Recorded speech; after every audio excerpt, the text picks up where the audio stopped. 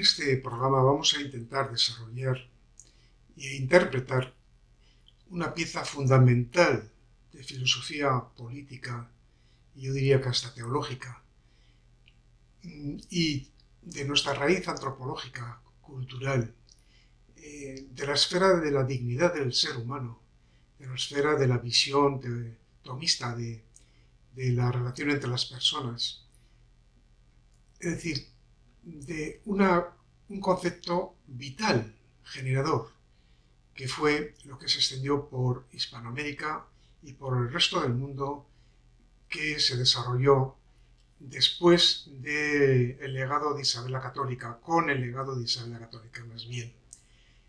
El testamento de Isabel la Católica. El testamento de Isabel la Católica es algo valiosísimo, valiosísimo. Es la expresión pura de una mujer que debiera de haber sido canonizada a estas alturas como santa, por su visión católica de toda la existencia, de todo la idea de lo que tenía en la cabeza esa mujer del mundo, de la importancia de las relaciones entre las personas y del respeto a la dignidad de las personas, y sobre todo la visión como estadista, cómo dejó atado y bien atado todo el proceso posterior, teniendo una visión de cómo debía ser su reino, el reino de Castilla, cómo debía ser, al fin y al cabo, la proyección de Castilla sobre el mundo. Es fundamental conocer con detalle, y nuestro deber es difundir ese testamento que tan olvidado está como casi todas las cosas importantes después de esta especie de degeneración, de barrido de nuestras conciencias, de los elementos antropológicos más esenciales de nuestra colectividad. De nuestra colectividad como hispanistas, no solamente como españoles.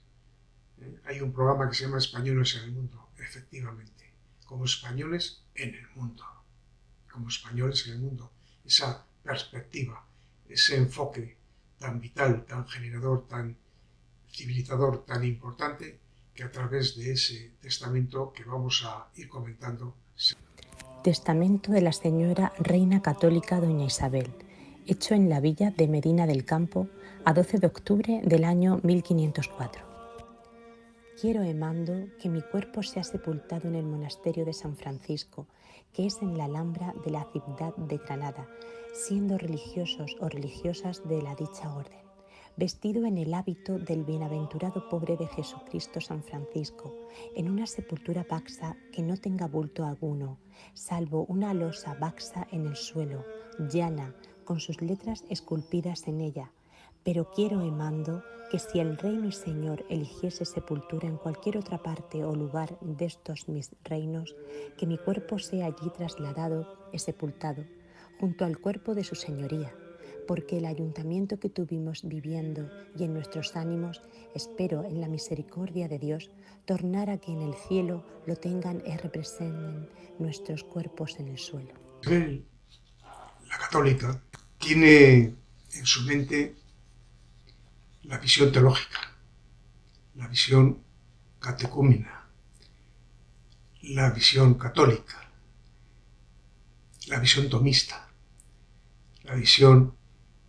en la que se fundían lo temporal con lo teológico, con lo trascendente, lo temporal con lo trascendente. Se fundían en una única cosa, porque su referente eran las 7 partidas de Alfonso X el Sabio, que era un código jurídico donde los elementos morales, filosóficos y teológicos se fundían en una sola cuestión, como una sola cosa. No se podían separar la moral, la teología y la filosofía, que impregna todo el conjunto del código jurídico de las 7 partidas del siglo XIII, de Alfonso X el Sabio. Entonces, esa visión se transfiere a la idea de sencillez, de rendir cuentas ante Dios, con el pesar o con la responsabilidad de presentar a Dios su gestión, su visión estadista, de casi teológica, de su reinado. Rendir cuentas de su reinado, rendir cuentas con sencillez, que se le vistiera con los hábitos franciscanos, decía, que se evitara gastos superfluos en su sepelio, en su ceremonia funeraria, que se repartiera entre los pobres la diferencia que había previsto ya del gasto funerario con respecto al presupuestado por las honras fúnebres a una persona de la importancia como era la reina. Ella quería morir y ser recordada como persona humilde. Y en un lecho de muerte sencillo, aunque luego no se cumplió, por cuanto que se trasladó a Granada sus restos y hay pues como corresponde, ahí pues está la tumba con todas con la dignidad que supone que merece la reina. Ella quería fallecer, depositar sus restos de una manera sencilla, sin grandes homenajes, ni gastos, ni apariencias, ¿no? Esa sencillez demuestra su gran humanidad y también su sentido profundo de rendir cuentas ante el Altísimo de su vida, con la humildad de alguien que, habiéndose siendo grande, muere como persona común, sencilla. Este gesto es muy importante, que trasciende prácticamente toda la historia en relación a cómo pues, los reyes han querido pasar a la posteridad con grandes estipendios y gastos y presencias suntuarias, por decirlo así, para ser recordados como reyes. Ella no. Eso marca una diferencia sustancial. Materia y espíritu en el mismo orden. Ella consideraba que materia y espíritu,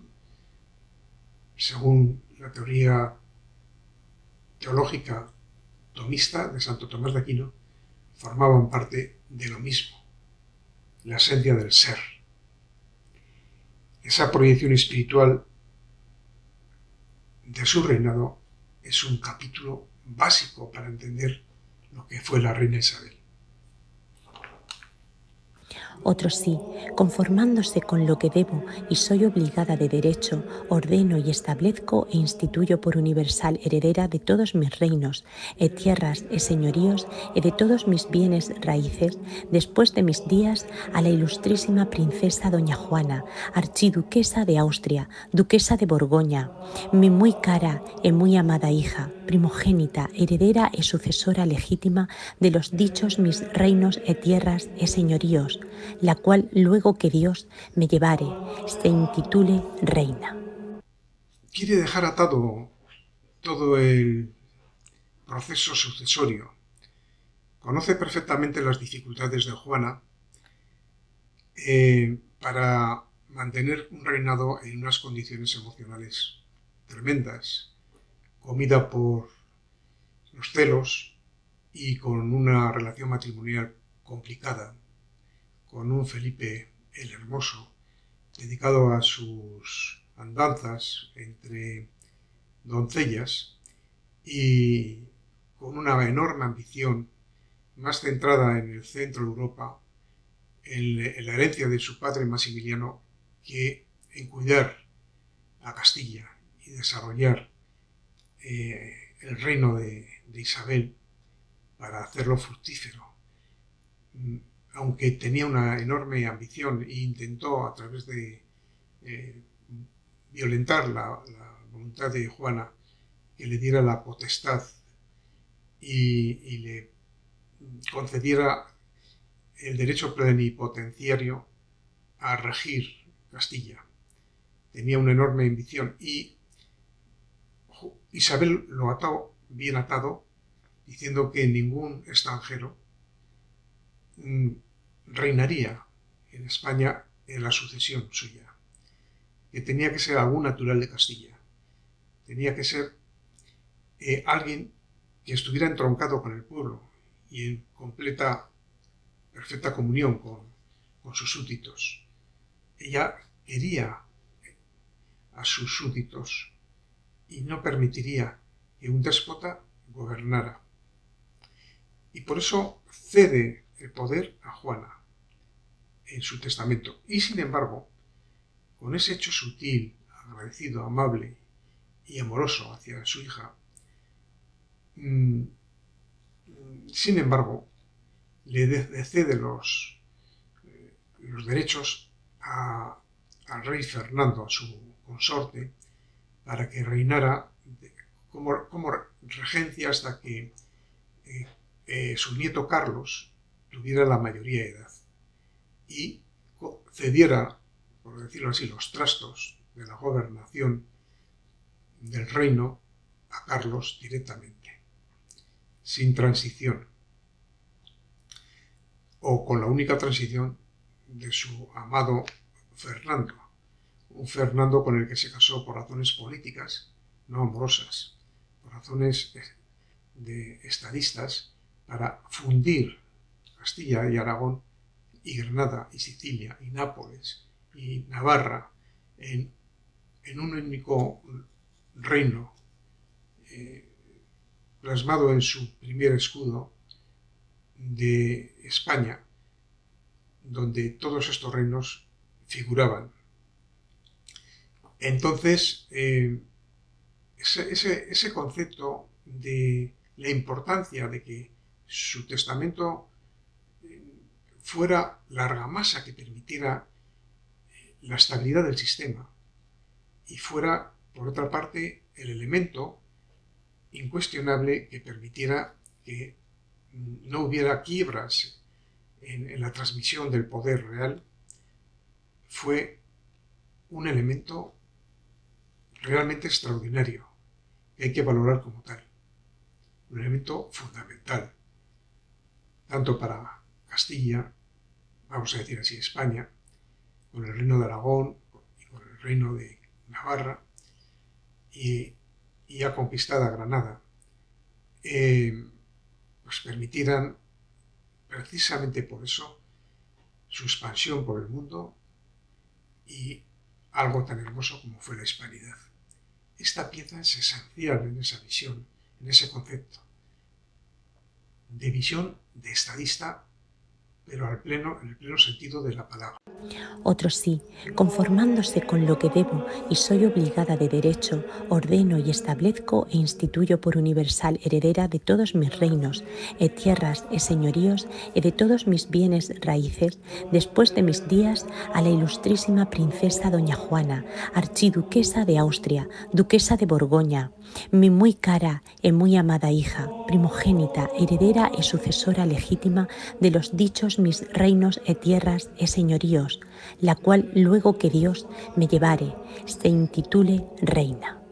Como al rey mi señor a mí han servido, que por las leyes y ordenanzas de esos dichos mis reinos, fechas por los reyes mis progenitores, está mandado que las alcaidías, tenencias y gobernación de las ciudades, de villas, de lugares y oficios que tienen anexa jurisdicción de alguna en cualquier manera, en los oficios de la hacienda y de la casa y corte, en los oficios mayores del reino, en los oficios de mayores no se den a extranjeros, así porque no sabrían regir y gobernar, no serán bien regidas o gobernadas, y los vecinos y moradores de ellos no serán de ello contentos, de donde cada día se rescrecerían los escándalos y desórdenes e inconvenientes, de que nuestro Señor será deservido en los dichos mis reinos, en los vecinos y moradores de ellos recibirían mucho daño y detrimento, y veyendo como el príncipe mi hijo, por ser de otra nación y de otra lengua, si no se conformase con las dichas leyes, e fueros e usos e costumbres destos dichos mis reinos, y él y la princesa mi hija no los gobernasen por las dichas leyes e fueros e usos e costumbres, no serán obedecidos ni servidos como deberían e podrían, y ellos poder ser mejor servidos de sus vasallos, e conociendo que cada reino tiene sus leyes e usos e costumbres e se gobierna mejor por sus naturales. Es la excusa perfecta para separar a Felipe sin decirlo expresamente. ¿Qué ingeniería, qué artificio de elaboración de un testamento que permitiera, desde una visión de Estado, una continuidad? Ordeno y mando que de aquí en adelante no se den las dichas alcaidías e tenencias de alcazares, ni castillos, ni fortalezas, ni gobernación, ni cargo, ni oficio que tenga en cualquier manera anexa jurisdicción alguna, ni oficio de justicia, ni oficios de ciudades, ni villas, ni lugares de esos mis reinos y señoríos, ni los oficios de la hacienda de ellos, ni de la casa de corte, a persona ni personas algunas de cualquier estado o condición que no sean naturales de ellos, y que los secretarios, ante quien hubieren de despachar cosas tocantes a estos mis reinos y señoríos, y que estando los dichos príncipe e princesa mis hijos fuera de estos dichos mis reinos e señoríos, leyes e pragmáticas, ni las otras cosas que en cortes se deben hacer según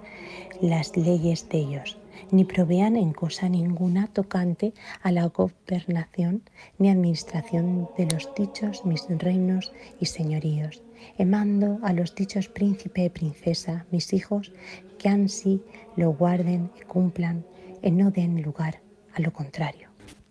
Después hube hablado con algunos prelados e grandes de mis reinos y señoríos, y todos fueron conformes, y les pareció que en cualquier de dichos casos el rey mi señor desvía regir e gobernar e administrar los dichos mis reinos y señoríos por la dicha princesa mi ficha. Por ende, queriendo remediar e proveer, como debo e soy obligada, para cuando los dichos casos o alguno de ellos acaecieren y evitar las diferencias e disensiones que se podrían seguir entre mis súbditos e naturales de los dichos mis reinos, e cuanto en mí es proveer a la paz e sosiego e buena gobernación e administración de ellos, acatando la grandeza y excelente nobleza y esclarecidas virtudes del Rey mi Señor, en la mucha experiencia que en la gobernación de ellos ha tenido y tiene, en cuanto es servicio de Dios e utilidad e bien común de ellos, que en cualquier de los dichos casos sean por su señoría regidos y gobernados. Ordeno y mando que cada y cuando la dicha princesa mi hija no estuviere en estos dichos mis reinos, o después que a ellos viniere en algún tiempo haya de ir a estar fuera de ellos, o estando en ellos no quisiere o no pudiere entender en la gobernación de ellos, que en cualquier de los dichos casos el rey mi señor rija, administre e gobierne los dichos mis reinos e señoríos. Fasta en tanto que el infante don Carlos mi nieto, hijo primogénito heredero de los dichos príncipe e princesa, sea de edad legítima o al menos de 20 años cumplidos. Y asimismo ruego y mando muy afectuosamente a la dicha princesa mi ficha, porque merezca alcanzar la bendición de Dios y la del rey su padre y la mía, y al dicho príncipe su marido, que siempre sean muy obedientes y sujetos al rey mi señor, y que no les salgan de la obediencia, dándole y haciéndole dar todo honor de buenos y obedientes hijos deben dar a su buen padre. El testamento es una proyección de la idea de la reina del buen vivir y del buen morir, cumpliendo los mandamientos de la Iglesia, con una clara concepción de la salvación de su alma por las buenas obras y de su dimensión temporal como persona. Por ello, esa visión antropológica cristiana dimana todo, y en el testamento trata de que eso se mantenga, ese espíritu católico, ese entramado espiritual e intelectual se conserve, y ordena a sus súbditos que se respete. porque ahí está la tabla de salvación de la perpetuidad del reino. Efectivamente, los hechos históricos nos demuestran que cuando ese entramado conceptual, cognitivo, espiritual se ha derrumbado, se cae todo el edificio. Ruego e mando a la dicha princesa mi hija y al dicho príncipe su marido que como católicos príncipes tengan mucho cuidado de las cosas de la honra de Dios y de su sancta fe, celando y procurando la guarda y defensión e ensalzamiento de ella, pues por ella somos obligados a poner las personas heridas en lo que tuéremos cada que fuere menester y que sean muy obedientes a los mandamientos de la Santa Madre Iglesia y protectores y defensores de ella como son obligados, y que no cesen en la conquista de África y de pugnar por la fe contra los infieles. Por cuanto puede acaecer que al tiempo que Dios nuestro Señor de este presente vida me lleva la princesa doña Juana, archiduquesa de Austria, duquesa de Borgoña, muy cara y amada hija, primogénita heredera y sucesora de mis reinos y tierras y señoríos, esté ausente de ellos, y después que a ellos viniere allá de ir o estar fuera de ellos, o estando en ellos no los quisiere o no los pudiere regir y gobernar. Y para cuando lo tal acaeciere es razón que se dé orden para que haya de quedar y quede la gobernación de ellos, de manera que sean bien regidos y gobernados en paz y justicia, administrada como se debe.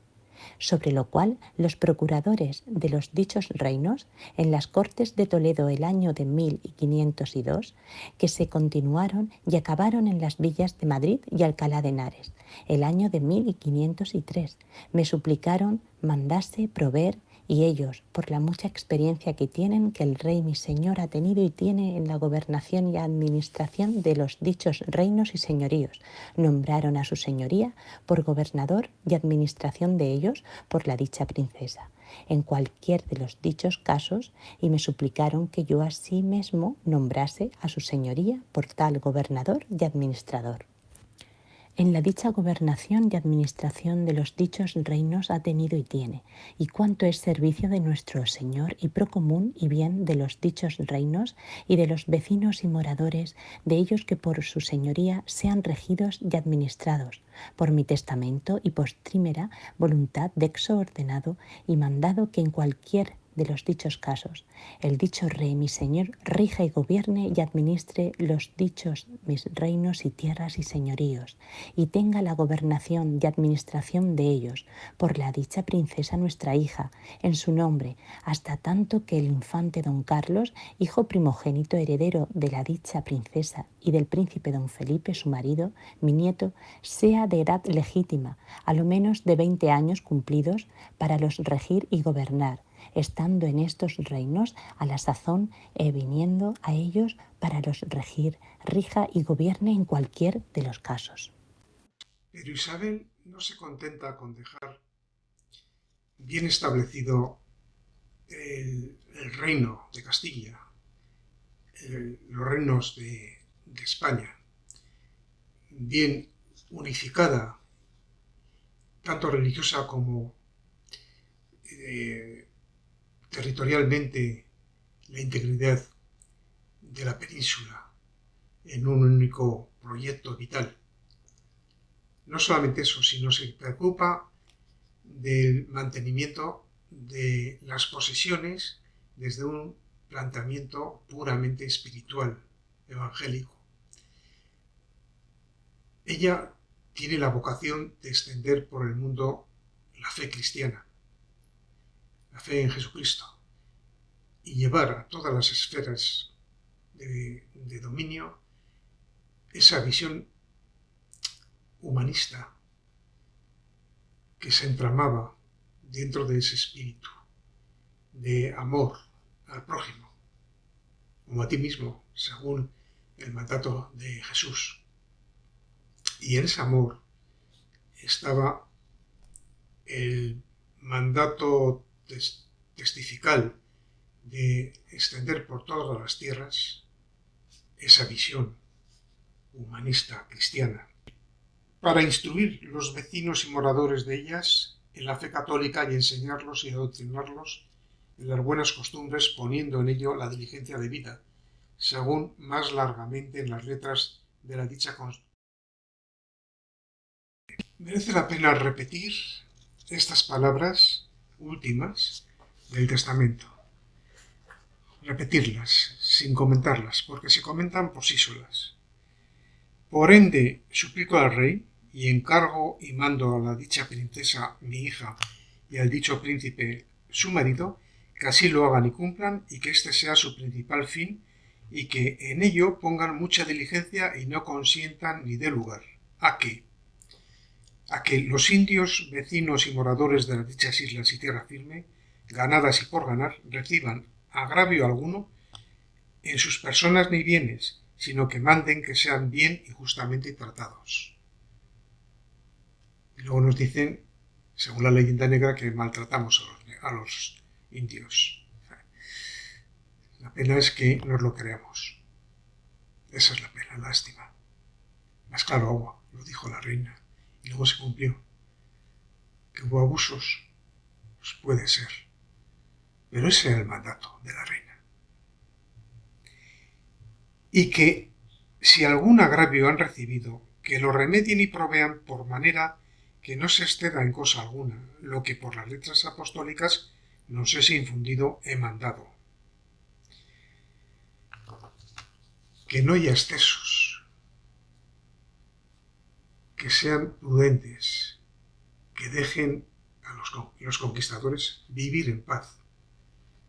ayudar a vivir en paz y ayudar a resolver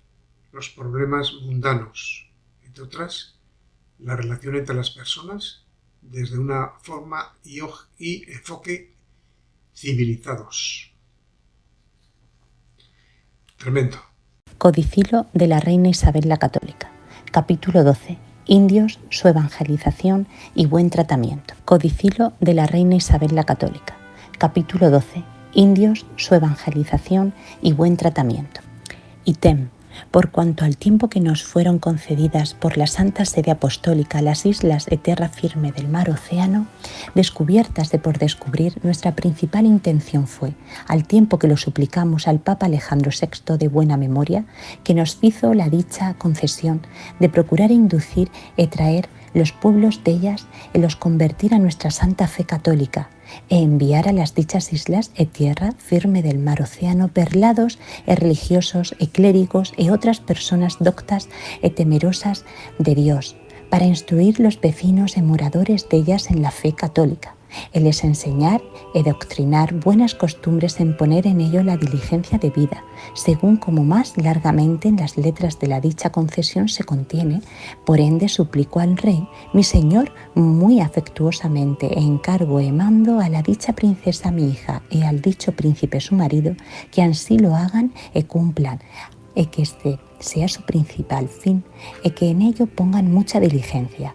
e non consientan e den lugar que los indios vecinos e moradores en las dichas indias e tierra firme, ganadas e por ganar, reciban agravio alguno en sus personas e bienes, mas mando que sea bien e justamente tratados, e si algún agravio han recibido, lo remienden e provean, por manera que no exceda en cosa alguna de lo que por las letras apostólicas de la dicha concesión nos es inducido e mandado. Capítulo 29. Indias, su situación jurídica. E porque el dicho reino de Granada e islas de Canarias e islas e tierra firme del mar Océano, descubiertase por descubrir, ganádase por ganar, han de quedar incorporadas en estos mis reinos de Castilla y León, según que en la bula apostólica nos sobre ello concedida se contiene. Y es razón que su señoría sea en algo servido de mí de los dichos mis reinos e señoríos. Deben y son obligados a su señoría, por tantos bienes de mercedes que su señoría tiene y ha de tener por su vida, haya e lleve y les sean dados y pagados cada año por toda su vida, para sustentación de su estado real, la mitad de lo que rentasen las islas e tierra firme del mar Océano, que hasta ahora son descubiertas, y de los provechos y derechos justos que en ellas hubiese, sacadas las costas que en ellas se hicieren, así en la administración de la justicia como en la defensa de ellas y en las otras cosas necesarias, en más 10 cuentos de maravedís cada año por toda su vida, situados en las rentas de las alcabalas de los dichos maestrazgos de Santiago.